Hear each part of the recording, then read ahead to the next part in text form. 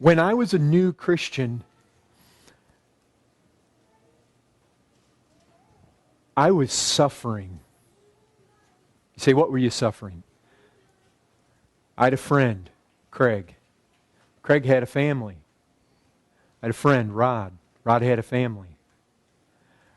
We were pretty tight. I didn't have a family.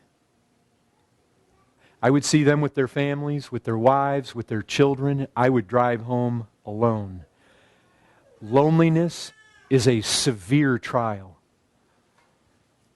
You say, how were you helped? Jesus visited me in those years of my life in ways I don't experience now. Oh, I experienced them, but not like I did then. He came to me. His presence was so sweet, it turned my darkness into light. My sister-in-law, Maida, she was suffering cancer, going through chemotherapy. Bitter trial. She was like on a 2-week rotation of chemo. And at that period where she would be most pressed by that chemo treatment, most weak, most suffering, Jesus would come to her.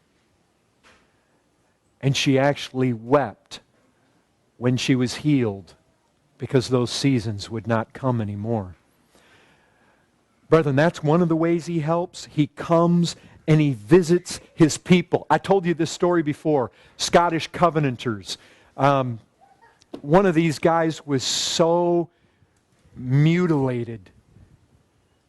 The dragoons came in and they dealt like 8 mortal blows to him. They took his broken body and they just threw it on the dungeon floor. And as he laid there, his body broken,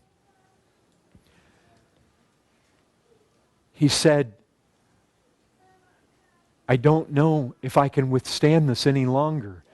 And those bystanders thought he was talking about his wounds. He said, the presence of Christ is so overwhelming to me right now, I don't know if I can handle anymore. Brethren, one of the ways that Christ helps us is He visits us. The last thing you ever want to do in the midst of your suffering is turn away from your times in prayer and your times in the Word. Because that is so often right where He comes to us, right? Oh, it was in my seasons when I would go out in those early days and loneliness felt at times like it would crush me. But I would go out in the fields and I would pray, and it was there praying. There were times when I would walk and I could feel His presence at my side. I could have reached over and touched Him. And brethren, there's times when He takes the pain of the suffering out. You may know this story. There was a time when Spurgeon, he was suffering the pain of gout, and it was so overwhelming, he had asked the people in the room to leave. And he just cried out. You could just hear it, almost like Jesus there out on the wilderness, just pleading with cries and tears. And Spurgeon there with crying and tears says, please. And God took the pain away.